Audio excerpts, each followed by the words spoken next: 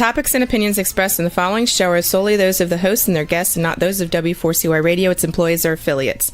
We make no recommendations or endorsements for radio show programs, services, or products mentioned on air or on our web. No liability, explicit or implied, shall be extended to W4CY Radio or its employees or affiliates. Any questions or comments should be directed to those show hosts. Thank you for choosing W4CY Radio.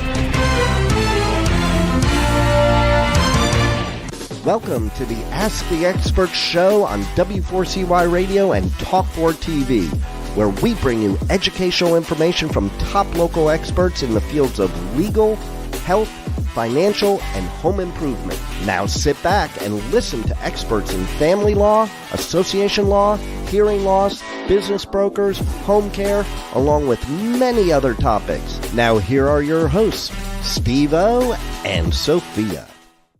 Hey, good morning, Houston. Welcome to another Ask the Expert show where we bring you the top experts in the field of legal, health, financial, and home improvement. Our show this morning, I am so excited about. We have been doing a community association show in Florida for 10 years. We just got one in Tennessee. Who's just renewed with us. So we've seen how popular it was, but we got your questions going. How come you don't do something with HOA and condo associations? And we were so lucky to find one of the top community association law firms in Texas, Lang and Associates, and we have the senior partner of Lang and Associates with us today, attorney Shannon Lang. Good morning, Shannon. Morning, Steve. Thanks for having us. Oh, I got to tell you, I love having you. We did an hour show yesterday in Florida. I don't know if Texas is going through this, but here in Florida, we have gone through so many legal changes in the laws. It's just crazy. We did a whole hour show on it yesterday. I don't know if things in Texas are changing like they are in Florida, are they? There were a handful of changes with the recent legislature, but nothing, the recent legislative session, nothing as different or disruptive as what's happening in Florida. I would say minor changes around the edges. A few things we'll have to adjust going forward, but nothing as big as what's happening with you guys. Well, I'm seeing by the emails that we're getting, people are finding the show. So let's tell people, though we do it every month, tell people about Lang and Associates. Sure. I started this firm back in 2015. I come from a pretty traditional legal background. I went to the University of Virginia, worked in big law in DC and here in Houston. But started this firm to be available to smaller clients, to have a more direct line with folks who have real legal issues. And we started to develop a community associations practice. I think what sets us apart from our competitors is that we are actual trial attorneys. We still try commercial litigation cases. We're in court all the time. We're not just debt collectors. And as far as our day-to-day work goes, I think the key for us is that we answer the phone. When your homeowners call, they're going to get the phone answered by somebody who's very focused on solving the problem. And that's what we're here to do. We're here to solve problems. We're very busy, so we don't need to take courses of action just to generate fees. We really do try to solve the issues that our clients have. And with HOA, it's a mixture of real legal issues and just a wealth of personality conflicts and interpersonal disputes. And luckily, I think we're really able to assist with those as well and try to create cohesive communities. I got to tell you, Shannon, one of the things I've noticed, we're starting to get a lot of letters from realtors that want to be more educated. And the letters that we get in Florida, a lot of people would buy a condo and they were not aware of a lot of the rules that the realtor should have discussed with them in the beginning. Do you have that problem in Houston? Yeah, there's a few things we see a lot. I would say that the realtors here in Texas, they're a very, very active political group. They have a lot of visibility with the legislature. So I do think there's a big effort to educate But what we find are a few things. One is we frequently find that homeowners believe that their assessments are part of their escrow. And so they're surprised to learn that payments haven't been made by their mortgage companies. Luckily, that's generally a problem we only have once. And condos are always really complicated. And I think there it's a big issue with generally, and I don't know if it's just realtors, but just generally folks not understanding that you still have all the expenses of single family home ownership. They're just more collective, and they're sort of amortized. You pay assessments today for a roof you might need for 10 years. Whereas I think a lot of single family homeowners don't necessarily save up for that eventuality. And so we find a lot of condo owners just don't understand that $200, $300 a month in assessments is simply insufficient to meet all the needs of a condo association. Yeah, I get people complaining about upgrades, but I don't think they quite understand it only helps them, right? Right. Yeah. Condo ownership can be very expensive, but when we compare it to home ownership, it's pretty comparable. But especially for our condos that provide water and power, homeowners should expect to be paying, many hundreds of dollars a month to cover all the costs of maintaining these properties. We had someone write us that lives in a townhouse wanting to know what rules apply to them. Well, this is a big question that we get. And one thing we always try to clarify is that a townhouse is just an architectural style. Whether it's a subdivision or a condominium depends on the documents. Some townhouses, which are generally just 3 or 4 story, narrow, long buildings, are developed as subdivisions that are subject to certain laws in Texas. Others are established as condominiums, which are subject to very different ones. And so when someone calls us and says, I live in a townhouse, our first question is, well, is it a condo or is it a subdivision? And we pull their declaration to find out. It makes a huge, huge difference. For example, I live in a townhouse and it's developed as a subdivision. So I own and am responsible for the foundation to the roof, the entire exterior, and all of my own home improvement and utilities. Whereas there's other folks who are in very similar setups with similar floor plans where they pay condo fees and the condominium association is responsible for all of the exteriors and really only own the interior. So townhouse is just an architectural style. The question is, what does your declaration do to set you up? Are you a subdivision or are you a condo? We just got our first text from John in the Galleria area. He wants to know, I know this is hurricane season. What happens if my next door neighbor's tree falls on my roof and destroys my roof? Who's responsible for paying for that? So tree law in Texas is something we get a lot of calls about. Broadly speaking, the property line determines liability. So if a tree falls in a storm through some act of God, then whatever falls on your side of your property line is your responsibility. And so we recommend you submit that to your carrier, and hopefully your homeowner insurance will take care of it. Now, if that tree was diseased or there were some reasons to think that tree was at risk of falling, then it's possible that the owner could be liable for negligence, in which case it would be their responsibility. But with storms, it's typically just an act of God. The wind blows it over. And so it's up to you to repair and do those fixes. This is fairly fact specific, but we do recommend to people that if you say, look, my neighbor's tree is dead, it's leaning, it's dangerous, that you send a demand letter to the neighbor and say, you've got a problem, this tree is a risk to me, and we need you to fix it before it causes damage. That at least sets the groundwork for a negligence claim later if that owner doesn't address an obvious problem. But for the most part, in a storm, it's going to be on you, even if it's not your tree. This thing's kind of true. I know Texas, a lot of people are moving to Texas, especially from New York, and I won't even touch that.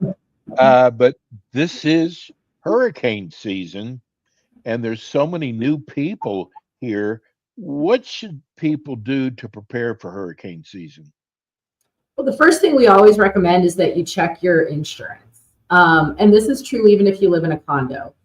We think everybody needs to take a close look at what coverage they have, what their limits are, what their deductibles are, so that they're at least financially prepared in the event of a major loss. Beyond that, there's a lot of general things you can do. If you're in the process of building, get hurricane rated doors and windows. If you're renovating, look at that as well. We recommend you listen carefully to the reports and the warnings from local authorities and do what you can to prepare there. Cover your windows and the like. But, I've lived through a lot of floods here in Houston and along the Gulf Coast generally. It can be very frightening and very, very expensive in the event of a loss. With condos right now, the insurance market in the Gulf Coast is so disrupted. It's so difficult to get good coverage. And this goes back to what I was saying about assessments. Even the best coverage out there requires these condo associations to come out of pocket a fairly substantial amount in deductible.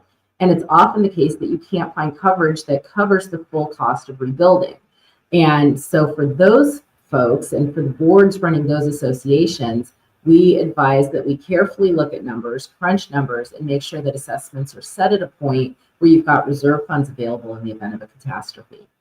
But for our regular homeowners, check your insurance, see where you are on the flood maps, be prepared and listen. Stuff can be replaced, people can't, pets can't. When things start to get bad, we always recommend you're better off leaving than staying and trying to save stuff. Shannon, I hear board meeting, I hear member meeting. Is there a difference? There is, and it's an important difference. Our members of an HOA are kind of like citizens in the United States. Your primary right is to vote for your representatives. And so once a year, you'll have a members meeting, which is primarily intended to hold an election. Sometimes you'll also be asked to vote on an amendment to your documents. Occasionally, you might be asked to vote for something that fundamentally alters the association, like if a condo is going to sell all the property. But for the most part, your votes are to vote to elect a representative, and that's at that one annual meeting. The rest of the year, most of the meetings you're going to see are board meetings, and that's where those elected representatives get together and make decisions and discuss issues affecting the association. The board meetings are open to members. Members can come and watch, but they're not necessarily open forums. And we always let folks know that the board has the right to not open the floor to comments and discussion. And in a lot of communities where there's a lot of discontent or there's a handful of very vocal malcontents, it can often derail the ability of the association to function if you just have this open forum of people screaming. But we like to have options for members to speak. And so at these board meetings, often there's going to be an open forum or an opportunity to solicit questions. But what you don't get is to vote on every decision that's presented to the board. So board meetings are where the board can sit down and decide to fix something or hire a new landscaper or whatever issue is coming up. And members need to understand that that's not where you go to cast your vote. Your vote was for the person who's now making that decision, for your directors. So most of the time what you're going to see are board meetings. Once a year, you should get a member meeting. If your association is not having those annual meetings, we recommend you talk to a lawyer because you do have rights to call one. For condos, and particularly older ones, the big challenge is making quorum for those meetings. And so we always encourage members to attend. We just got another text. This is a good one. This is Ray in Sugarland. He wants to know, I'm thinking about running for president of my board. Any suggestions? And I am enjoying your show. Thank you. Oh, that's great. Well, we strongly encourage people to run. It's possible that what you're really running for is a directorship. Maybe your association actually has you run for particular positions. But whether you're just running to be a director and then the directors decide officers, or you're running specifically to be president, we recommend that you get in front of the members and you present a positive, forward-looking message. We find that members do not enjoy drama. They do not enjoy discontent and fighting amongst board members. They tend to react really positively to people who come in and say, hey, I see these issues and here's my idea for fixing them. I'd really love your support. We don't think that board members need to have particular expertise. It can be helpful to know something about construction, helpful to know something about accounting, helpful to have former experience as a leader, but it's by no means required. You should have, as an association, professional management and lawyers that are available to assist. There's also a local trade organization called the Community Associations Institute. They have chapters throughout the country and in all the major cities in Texas that offer training, literature, and a variety of resources to potential and current board members. But my recommendation is get out, knock on doors, ask for support. If you've got proxy votes, ask for folks to sign a proxy. Our messaging there is that a proxy doesn't prevent you from voting. It just makes sure you will be heard at the election. If you show up to the meeting, the proxy gets tossed. If something happens and you can't get to the meeting, a proxy means you still get to vote and you're giving me your vote. So we recommend that you just get in front of people with a positive message about something you want to make better for the community. I'm a HOA board member. In fact, we love to get your questions. And if you can, please let us know if you're a condo or an HOA. I'm an HOA board member. We want to start finding people who are breaking rules. How do we do that? Well, and it's good that you asked whether they're a subdivision or a condo. For a condo, condos generally have the right to issue fines. In that regard, we recommend that a policy be enacted that sets forth what needs to be done. Generally, you need to provide at least one notice and an opportunity to cure almost all violations. For a subdivision, the right to fine has to be set forth in the governing documents. And so the first place to look is in the Articles of Incorporation, the Declaration, and potentially your bylaws to see if the issuance of a fine is a right of your board. And it might not say you may issue fines. There could be language that suggests the right to have what's called a specific assessment or a penalty for rule violations. Look for language like that. Then for a subdivision, you have to have a policy and a schedule of fines published and recorded with the county property records. In order to issue fines, again, in almost all instances, the owner has to get a written notice with an opportunity to cure, and only after that point can you issue the fine. That notice and opportunity to cure needs to be issued once every 6 months for a subdivision, once a year for a condo. So for repeat violators, once they've gotten a notice and they've failed to comply, those fines can simply be issued if you have the right to fine. For condo, again, there is a right to fine just baked into the condo rules and laws. But again, you do have to provide some notice for most of those violations. The big exception is a non-recurring violation. For example, throwing or hosting a garage sale or setting off fireworks, or a serious threat to health and safety. In those instances, you don't have to provide notice and an opportunity to cure. If an HOA or a condo association is being represented, because believe it or not, we've been asked this twice, can they leave that firm representing them and go to a firm like yours? Absolutely. Lawyers in the state of Texas are hired at will. We cannot work on contingency, meaning that we get a percentage of what you recover for your assessment collections. There are different rules for firing contingency fee attorneys, but in HOA, nope, we work by the task or by the hour and can be terminated at will with notice or without for any reason or no reason at all. We are familiar with most of the lawyers in town that do this work, and people move law firms frequently, and we know who's easy to get files from and who isn't. But no, if you're unhappy with your representation, call around, interview lawyers, make a change.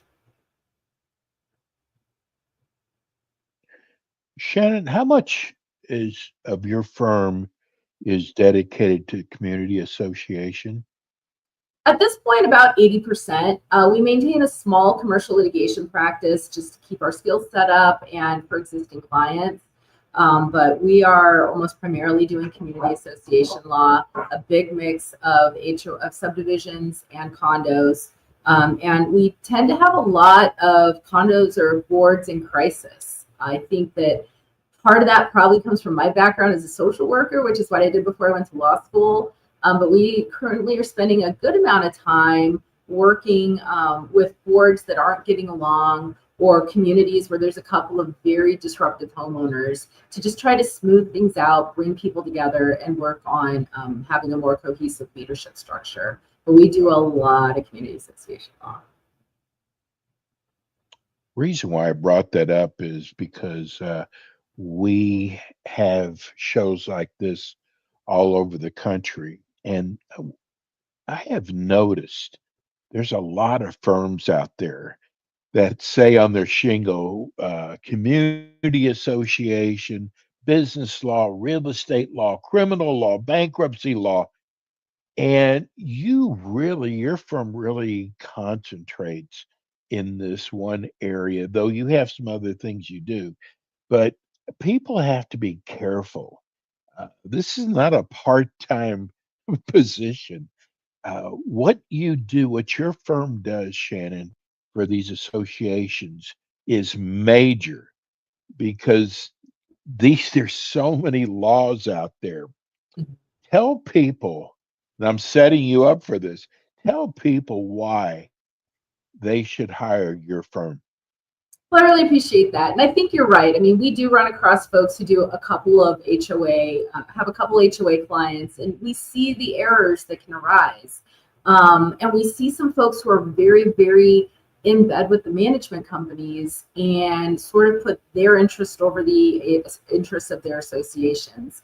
It's, I wouldn't say, the most complicated field of law. It's not antitrust or securities regulation, but it's nuanced. And HOA law pulls from a variety of places in the statutory code and common law.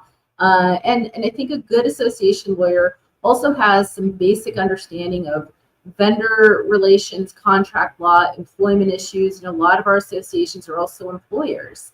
And so I think what we bring to the table versus a lot of our competitors is that broader focus on representing the entirety of an HOA's issues. We're not just debt collectors, and a lot of our associations really just competitors really just collect debt.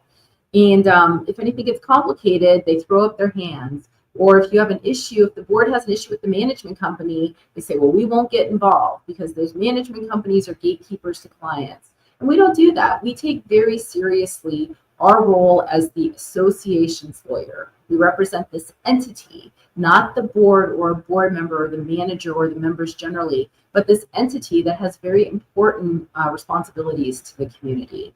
And so between that and the fact, again, that we just pick up the phone and try to solve problems, I think that folks who contact us tend to have really good experiences.